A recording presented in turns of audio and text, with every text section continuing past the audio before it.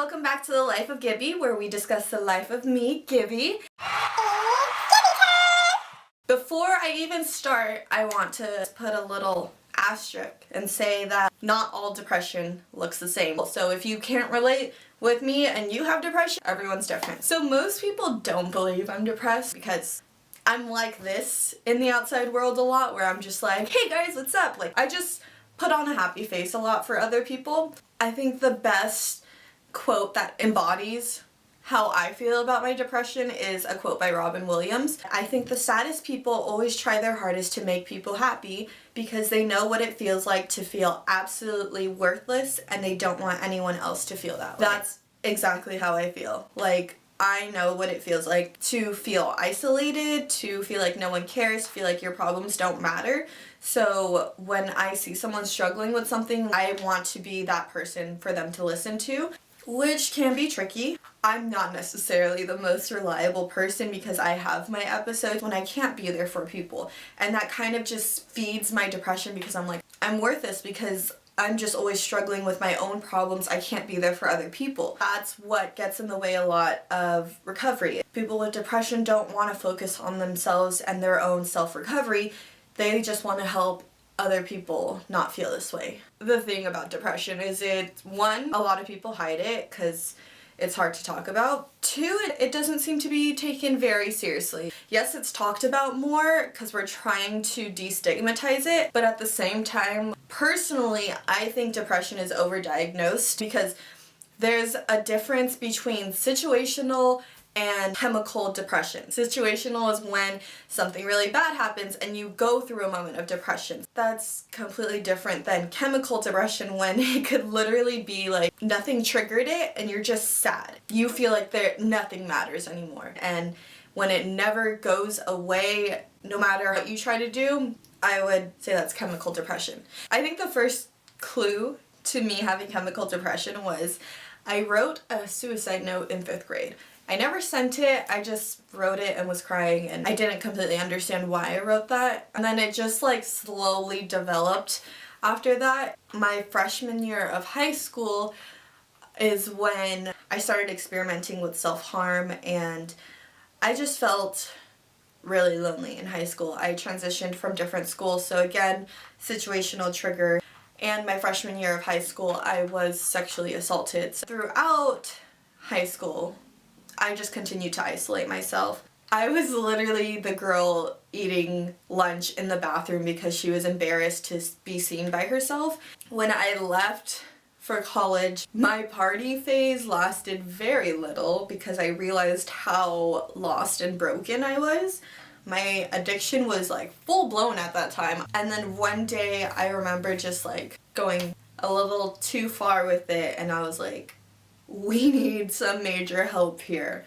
So I went to the counseling center on campus. If you're experiencing depression, like, I definitely think use the resources you have, because that's what I did. My personal experience wasn't that great. I saw like 5 different counselors there, and it was pretty much just like talking to a friend. I would tell her what's going on in my life, and it would just be like, oh, well that sucks, like, I'm sorry you're experiencing that, like, how does that make you feel? But no tools to be like, and here's what we do about it. My sophomore year is when they recommended going to a psychiatrist, which they did have on campus. So I started antidepressants. I have an interesting thing with antidepressants. We'll have another episode about this, but I've tried a bunch of different antidepressants and they just didn't seem to agree with me, so I personally don't take them, but don't let that deter you from your journey to self-recovery. But anyways, junior year was my first suicide attempt, and then I took a semester off to get back on track. Came back senior year, I was sexually assaulted again. Kind of just been exploring life since then and trying to get better. For me personally, getting diagnosed is a relieving thing because it gives you an answer. It's not just like, I'm sad because I choose to be sad. Like, no, there is a reason behind it. It's just really relieving to know that. At the same time, it's frustrating and disheartening because learning you're depressed at a young age, it just fuels the hopelessness because it doesn't feel like things are gonna get better, and you're so young, you're just like, I have to deal with this my whole life. Like, how can I do this? I believed wholeheartedly that I would not survive past 21, and now I'm 24. So it's hard to take that step to work on yourself when you have depression. One of the big questions you need to ask yourself is my depression my identity? And for a long time I struggled with that question, and I was like, yes, if depression makes me feel worthless, if it makes me not enjoy life, then I am just a depressed person, and that is who I am. But during one of my hospital visits, we had this mantra: I am not my body and I am not my mind.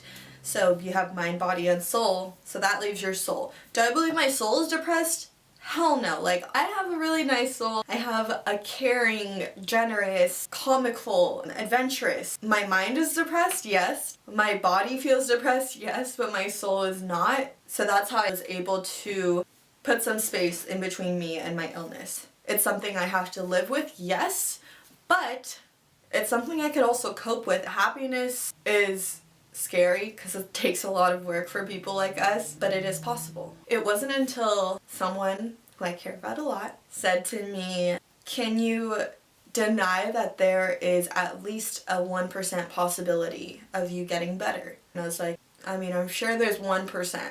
There's probably some miracle thing out there in the world that will make me happy.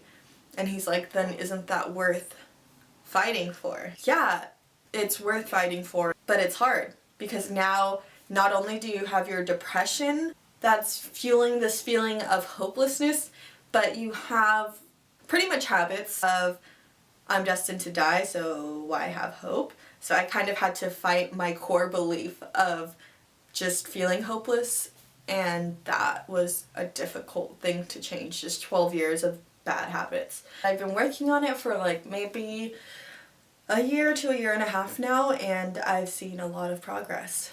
It's definitely an attainable goal. It's hard work, but you can do it.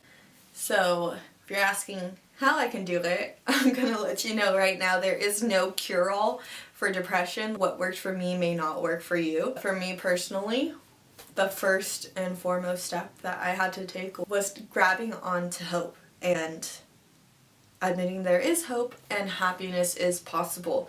I would say the second step, I don't know, this is kind of where it varies. So a big thing would be having a support system. There are different ways to find support. There's support groups out there, online chats, just different things. So try finding some support systems, because battling this it's just not a one-person battle. It's too much for any one person to take on. In doing that, I would also say authenticity is an important tool. I have found that if you're not authentic with other people, you can't be authentic with yourself. And by not being authentic with other people, you're low-key shaming yourself, which I have found out. Because even if I made friends, they weren't my real friends because I wasn't being real with them. And I was just always sending myself an underlying message of your authentic self is not good enough for the world.